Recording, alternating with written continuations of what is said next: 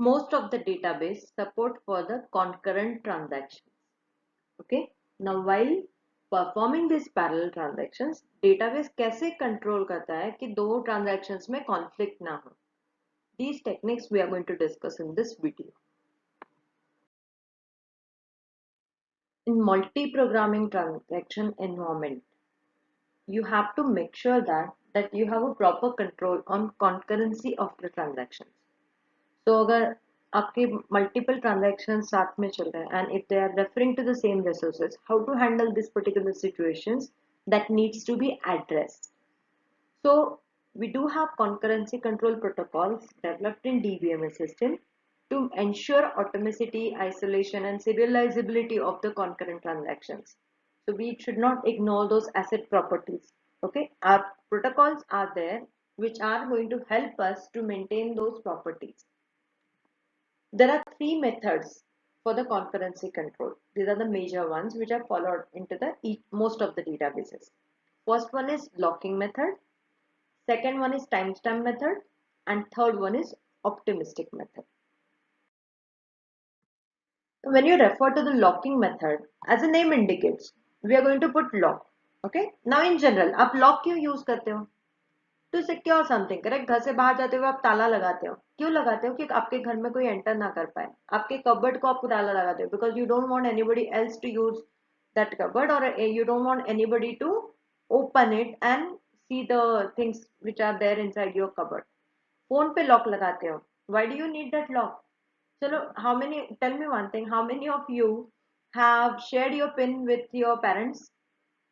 कितने लोगों के पेरेंट्स उनका फोन बिना दिक्कत देख सकते हैं? नहीं देख सकते, correct? Because each one of us has got a private data and we don't want to share it with everyone. So for that what we do is we add the lock. Okay, so वैसे ही database में भी lock होता है. Okay, so what is lock? It is a kind of a variable which will be associated with your data item so that we can control data access. Now ये कैसे काम करता है? Okay, so when we use the lock based protocols, so जब भी कोई transaction किसी resource को acquire करता है ना, वो उसे lock कर देता है. Okay, so that बाकी सारे transactions को उसका access limited ही मिले या फिर ना मिले. Now when we think about these locking method, okay, it has again got the different approaches. It has got different fields which are associated with it. So खाली lock लगा देना, it's not very simple thing. You have to think about various aspects. So very first field is log granularity.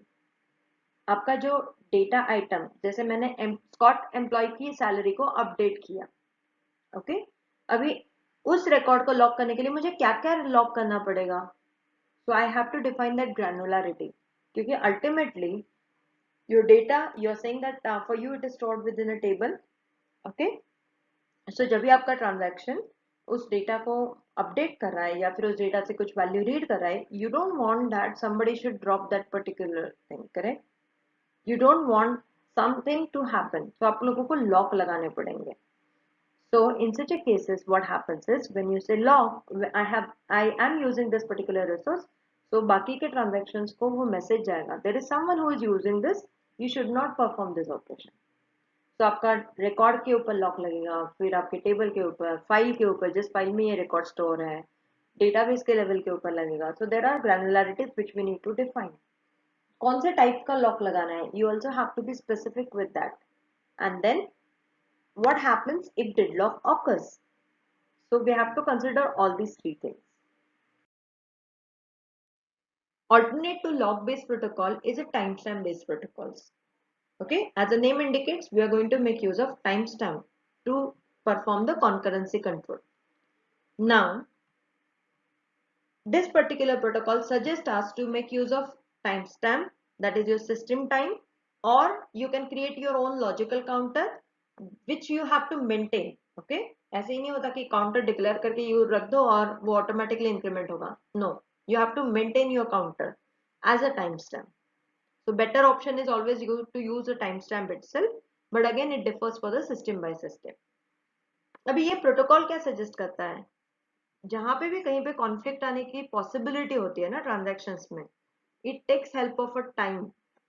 कि आपके particular transaction ने, कोई भी एक transaction ने उस पर्टिकुलर रिसोर्स को कब एक्सेस किया था, उसका ये टाइम स्टैम्प नोट करता है, टाइम लॉग रखता है. And with the help of that time logging, it always checks whether to allow transaction to perform read or write operation against the resource or not.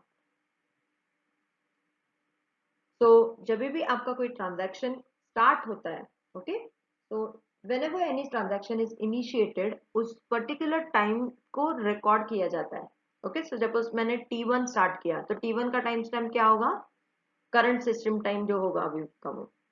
Okay, and the same timestamp will be used to calculate age of your transaction.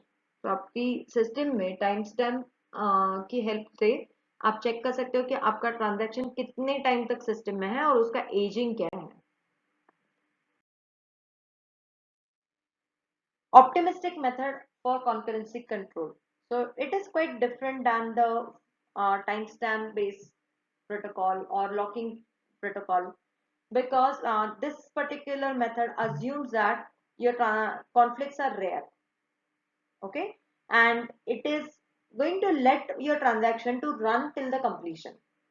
बस ये क्या करने वाला है, ये पहले conflict को कब चेक करेगा, just before commit. Okay, so when transaction issues a commit, before actually performing that operation, it will validate if there are any conflicts or not. For the same reason, this method is also referred as validation or certification method. In this case, what happens is whenever your transaction is initiated, there is no checking is done at the time of initiating your transaction or at the time of execution of your transaction. इसमें कोई locking की जरूरत नहीं है, यहाँ पे कोई time stamp को रिकॉर्ड नहीं करना है. Instead transaction without restriction run होते देता है. एंड जब भी हम लोग कमिट करते हैं ना, वही समय बस हमें चेक करना है कि आर देयर एनी कॉन्फ्लिक्ट्स और not. This optimistic method comes up along with three phases. First one is read phase. Second one is validation or certification phase. And third one is write phase. By now you must have understood, though concurrency comes up along with lot many advantage, it is also important to take care of the all possible conflicts which may arise due to the sharing of resources. So each DBMS system should come up along with their own mechanism so that they can have better concurrency control to maintain the transaction properties.